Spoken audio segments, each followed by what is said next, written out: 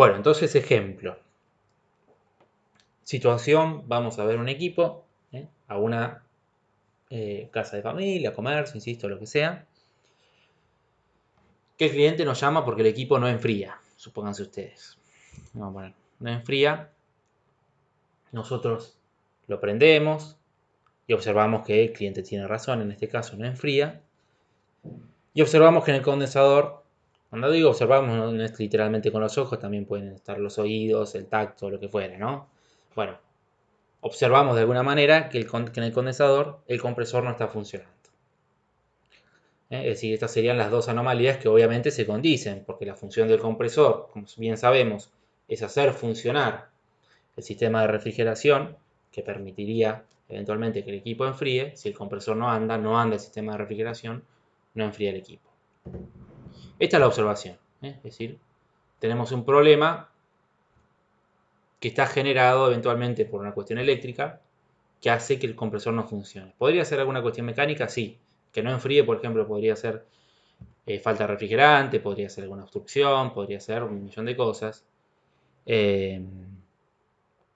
Podría ser también que el compresor esté clavado mecánicamente, es decir, que el circuito eléctrico esté sano, pero la mecánica del compresor esté dañada, etcétera, etcétera, etcétera. Ahora nos estamos entrando en la cuestión eléctrica, entonces vamos a ser discretos en esto, no funciona el compresor, lo cual no significa a priori que el compresor esté roto, que el motocompresor esté roto. Es decir, bien podría ser cualquier cosa en el circuito del compresor que esté fallando y que haga que el compresor no ande. Entonces, cuando pasamos a la instancia de hipótesis, va a ser pensar eso, es decir, ¿por qué razones qué cosas pueden estar fallando y dar como resultado que en este equipo no ande el compresor? Entonces, ahí vamos a tener, como les digo, las hipótesis que van a ser, primero, lo más obvio a lo menos obvio, si quieren, ¿no? Lo más obvio, el mismo compresor. Es decir, en un domicilio, si no te prende presionas una tecla y no prende la luz, lo primero que sospechas es que se quemó la lamparita. Bueno, acá, aplicando esa misma lógica totalmente simplista, pero para el caso viene bien, porque es, insisto, la parte de hipótesis es, si bien analizada, también intuitiva. Entonces, el motocompresor puede ser que esté dañado el motor y por eso no ande. Ahora, este compresor para andar necesita, sabemos porque es un motor monofásico, de un capacitor de arranque. Que también, si falla ese capacitor, que la función del capacitor repasamos, ¿no? Es dar sentido de giro al motor del compresor y entonces posibilitar que este motor arranque. Si el capacitor falla, si está dañado, eventualmente no genera el desfasaje para que el motor mueva, el motor no mueve, tendríamos este problema.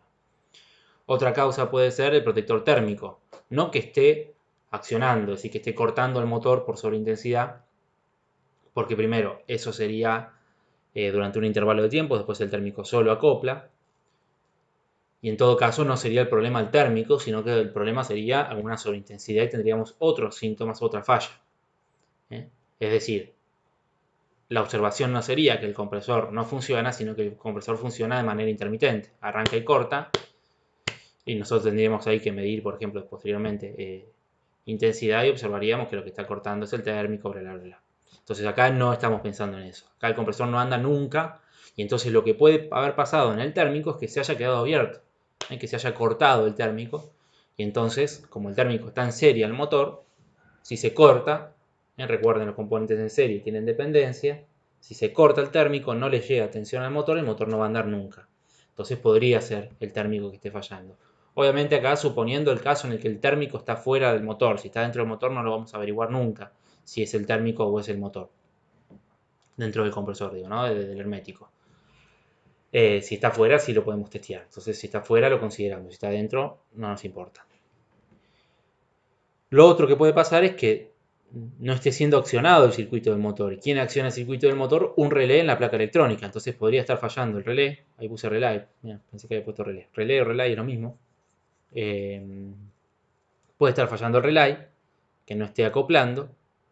O puede ser que el relay no esté recibiendo la tensión en la bobina del relay para acoplar. Y entonces puede estar fallando la placa, que es la encargada de energizar el relay, la que comanda el relay. La que comanda en definitiva el circuito del compresor.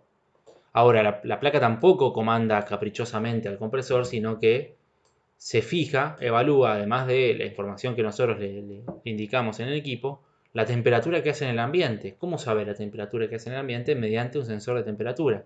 El sensor de temperatura de ambiente. Entonces, también el sensor puede estar dándole mala información a la placa interpreta que no es necesario accionar al compresor, entonces la placa no energiza el relay no acopla, etcétera, etcétera, etcétera, etcétera.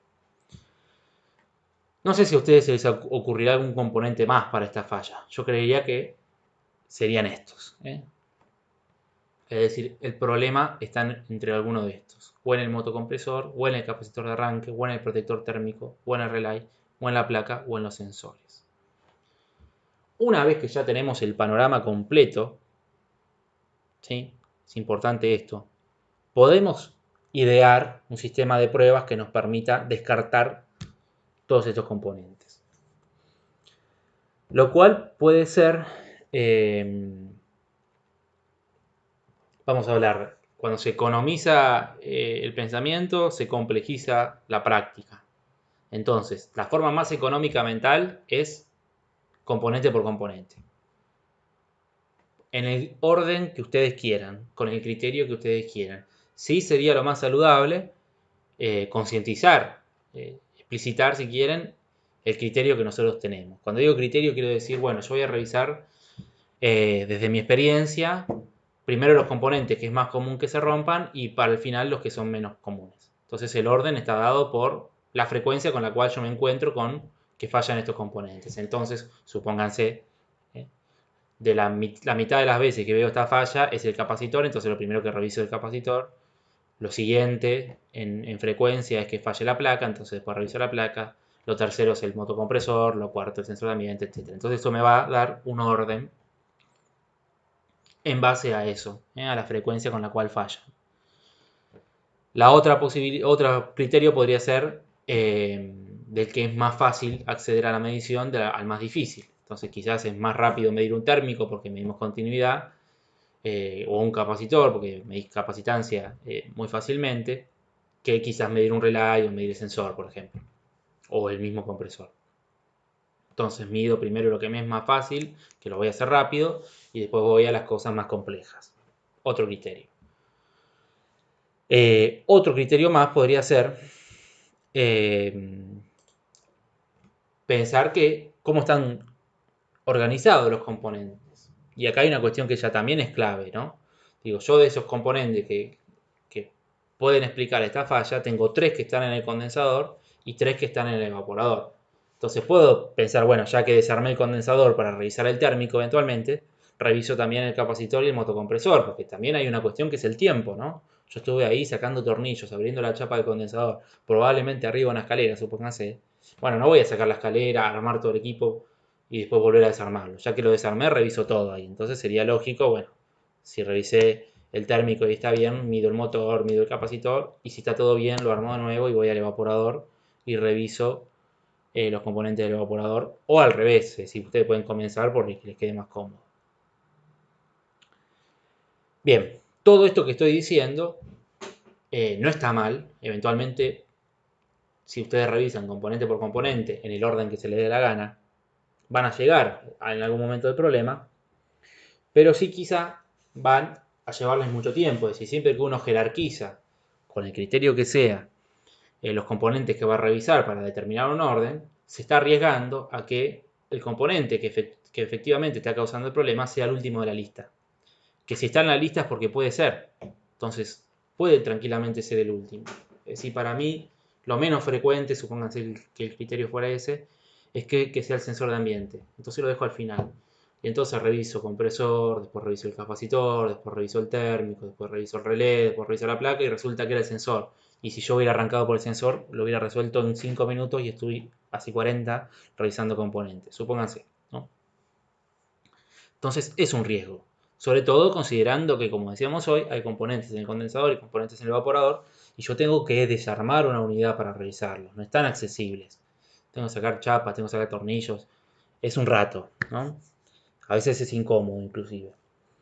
Entonces la pregunta sería tratar de pensar, ¿no hay una forma eh, de hacer lo mismo, pero en menos pasos y con la misma precisión, ¿no? Es decir, que yo termine concluyendo cuál es la causa efectivamente, sin dudarlo, ¿no? Bueno, sí la hay. En este caso sí, al menos. Y ahora vamos a desarrollarlo en el siguiente video.